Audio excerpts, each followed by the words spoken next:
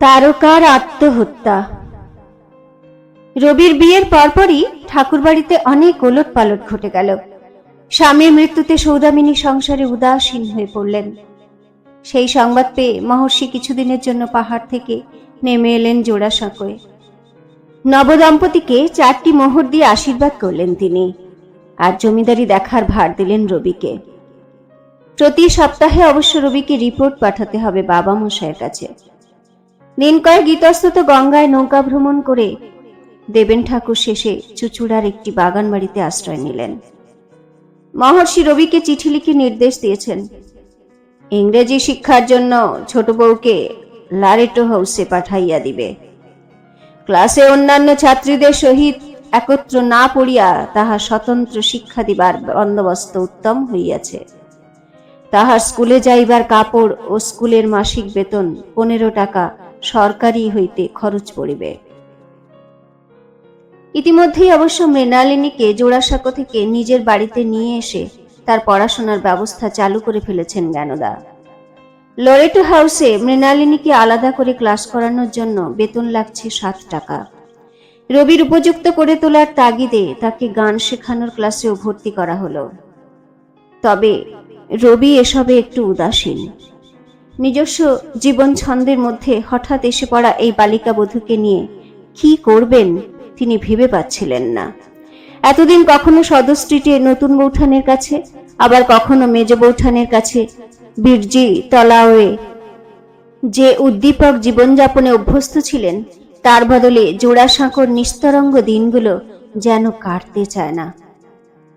এখন জোড়াসাঁকোয় না আছে জ্যোতিদাদার প্রাণের আগুন, না আছে মেজ বৌঠানের সুমার্জিত শিল্প সাহিত্য চর্চা, না নতুন বৌঠানের মায়াবী উদ্ভাস। তেতলা ঘরের নির্জনতায় তার প্রাণ হাঁপিয়ে ওঠে। মৃণালিনী কখনো এখানে থাকেন, কখনো বা মেজ বৌঠানের কাছে। তার উপর বন্ধুরাও যেন বর্জন করেছেন হানিমুনে ব্যাঘাত ঘটাবার ভয়ে।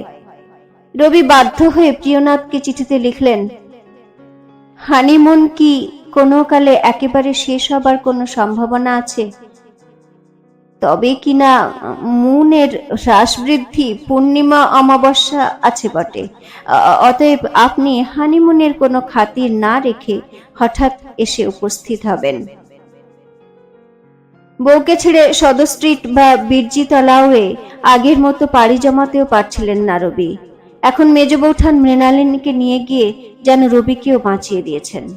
রবি প্রায় সন্ধেবেলায় বিরজি তলাওট আসরে যোগ দিতে পারছেন, থেকেও যাচ্ছেন মাঝে মাঝেই। জ্ঞানদা মৃণালিনীর শিক্ষার জন্য এসব করছেন ঠিকই, কিন্তু তার হৃদয়ের গোপন একটি ইচ্ছেও এতে চরিতার্থ হচ্ছে। রবিকে কাদম্বরীর রাহুগ্রাস থেকে সরিয়ে আনতে পেরেছেন তিনি। মৃণালিনীর পিঠ ছাপানো চুলে পরিপাটি করে খোঁপা বেঁধে দিতে দিতে জ্ঞানদা নিজের ফেলে আসা নববধূ জীবনের গল্প বলেন। একবার আমাদের গুরু ঠাকুর এসেছিলেন, তাকে বাবা মশাই জিজ্ঞেস করেছিলেন কি রকম কন্যাদানে বেশি পুণ্য হয়। তিনি বললেন 7 বছর বয়সে বিয়ে দিলে, অর্থাৎ গৌরী দানে। ঠিক সেই বয়সেই আমার বিয়ে হয়। কলকাতার ঠাকুর বাড়ি থেকে তখন যশোরে মেয়ে খুঁজতে পাঠাতো, কারণ যশোরের মেয়েরা নাকি সুন্দরী হতো। যেসব দাসীরা মনিবের পছন্দ ঠিক বুঝতে পারে, তাদের খেলনা দিয়ে তারা মেয়ে দেখতে পাঠাতেন। আমাদের ওখানেও এই রকম দাসী গিয়েছিল। দাসী পছন্দ করে গেলে যখন আমার বিয়ের দিন সব ঠিক হয়ে গেল, তখন বাবা মশাই আমাকে আনার জন্য সরকার, দাসী, চাকর, পালকি সব পাঠালেন। বালিকা আস্তে করে বলে, আমাকেও তোমাদের বাড়ি থেকে অনেক সুন্দর সুন্দর খেলনা আর শাড়ি গয়না পাঠিয়েছিল। গায়ের লোকেরা কোনোদিন এমন দেখে নাই। এই মেয়ে, এখানে ওরকম জসুরে বলি বলবি না।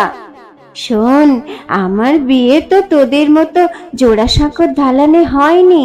তখন শাশুড়ি বেঁচেছিলেন। জ্ঞানদা স্মৃতিচারণ করতে থাকেন।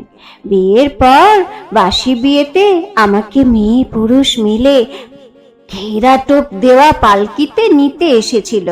শ্বশুর বাড়ির অন্দরমহলে যখন পালকি নামালো, তখন বোধহয় আমার শাশুড়ি আমাকে কোলে করে তুলে নিয়ে গেলেন।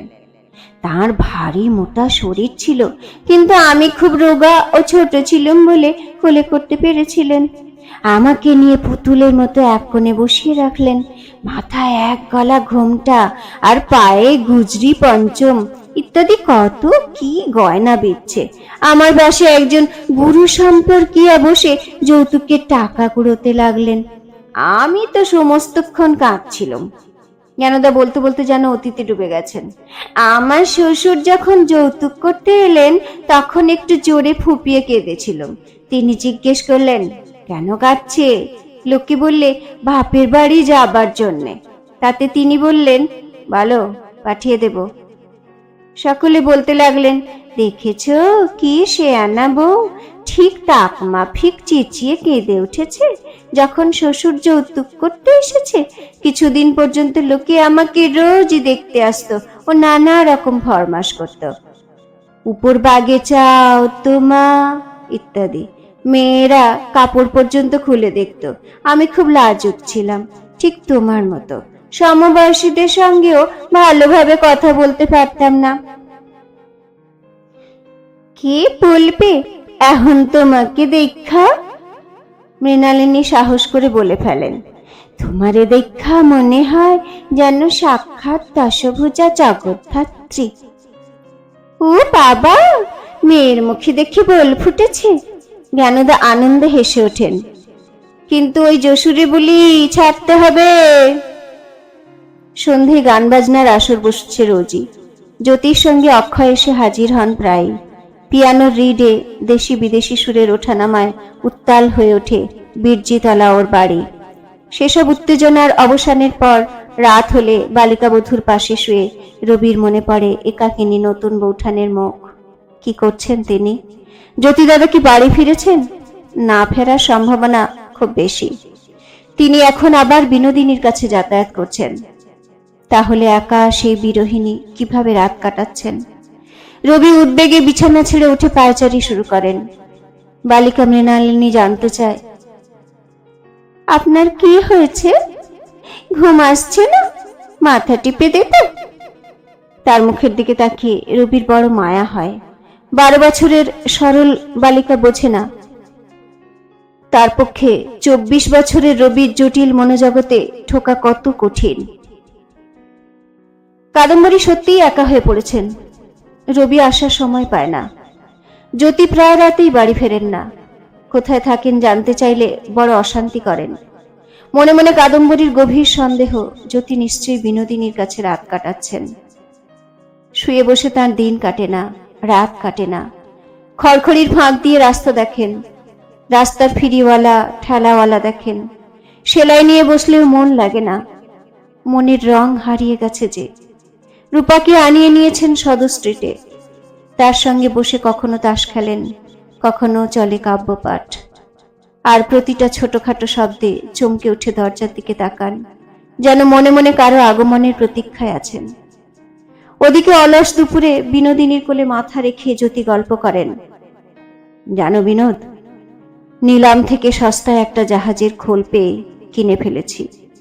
এবার জাহাজ সাজিয়ে গুজিয়ে তোমাকে নিয়ে অনেক দূরে পাড়িয়ে দেব একদিন। ও মা!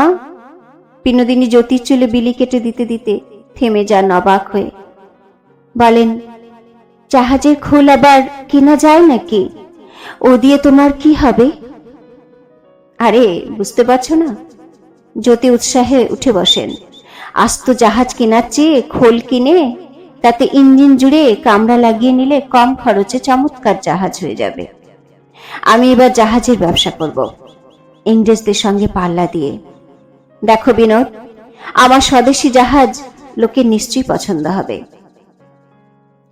তুমি অত বড় জমিদার বাড়ির ছেলে, তুমি এসব জাহাজের ব্যবসা ট্যাবসা করবে কেন? বিনোদিনীর বিস্ময় কাটে না। জ্যোতি কিন্তু উৎসাহে টকবক করেন। জমিদার তো কি হয়েছে, আমার ঠাকুরদা দ্বারকানাথ তো টেগর কোম্পানি খুলে ইন্ডিয়া জাহাজের মালিক হয়ে একসময় বিরাট ব্যবসা করেছেন। তিনি ছিলেন প্রথম বাঙালি উদ্যোগপতি। বাঙালিরা কলম চালায়, কিন্তু জাহাজ চালাতে পারবে না কেন?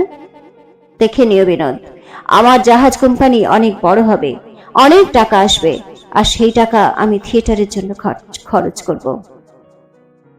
বিনোদিনীকে গভীর আবেগে জড়িয়ে ধরে চুম্বন করে তিনি বললেন, আমি তোমার নামে থিয়েটার করে দেব বিনোদিনী সরোজিনী, তোমার কোনো স্বাদ অপূর্ণ রাখবো না। বিনোদিনীর ক্ষতে যেন প্রলেপ পড়ে, মনে খুব আনন্দ হয়। কৃতজ্ঞতায় ভালোবাসায় জ্যোতির ইন্দ্রনিন্দিত শরীরে নিজেকে মিশিয়ে দেন বিনোদিনী। তৃষ্ণার্ত জ্যোতির দেহের প্রতিটি অঙ্গে বৃষ্টি ফোঁটা হয়ে ঝরে পড়তে থাকেন। পরম সুখের সেই মুহূর্তে বিনোদিনীর স্বর্গীয় বিল্লফলের মতো নিটল স্তনে মুখ গুঁজে দেন জ্যোতি। কিছুক্ষণ পরে স্তন থেকে নিজের অনিচ্ছুক মুখটিকে অল্প টেনে তুলে জ্যোতি বললেন, তুমি নিষিদ্ধ ফলের মতোই উত্তেজক। কেন, তোমার ঘরে যে অনিন্দ সুন্দরী স্ত্রী আছেন শুনতে পাই ঠাকুর? তির্যক স্বরে বিনোদিনী জানতে চান। তার কাছে দেহসুখ পাওনি? জ্যোতির মুখে ছায়া পড়ে। কাদম্বরীর কাছে তিনি অপরাধী। বিনোদিনীর তীব্র আকর্ষণে দিনের পর দিন, রাতের পর রাত তাকে ঠকিয়ে চলেছেন। বিনোদিনী সেই নরম জায়গাটাতেই ঘা দিয়েছে।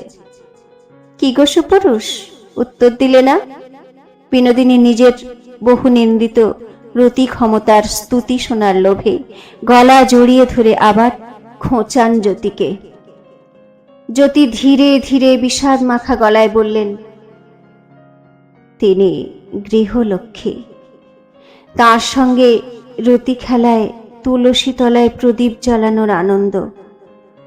কিন্তু তুমি আমার উত্তেজক মদিরা, আমার সৃষ্টির উন্মাদনা, এই দুইয়ে তুলনা চলে না। তার মানে? বিনোদিনী ছদ্মরসে বলেন, বলতে চাও তিনি পবিত্র আর আমি সাতঘাটে ঘোরা অপবিত্র? তাহলে আর আমার কাছে আসা কেন? বিনোদিনী ছিটকে সরে বসেন। জ্যোতি তার কাছে গিয়ে দু হাতের ঘেরে বেঁধে বলেন, ওই মানিনী, মানময়ী, তুমি সরে গেলে আমার লেখা বন্ধ হয়ে যাবে, গান থেমে যাবে। তুমি কি তাই চাও? পৃথিবীর আদিম মানবীর মতো উদ্দাম রতি খেলায় ডুবে গেলেন নাট্যকার ও মঞ্চ সম্রাজ্ঞী।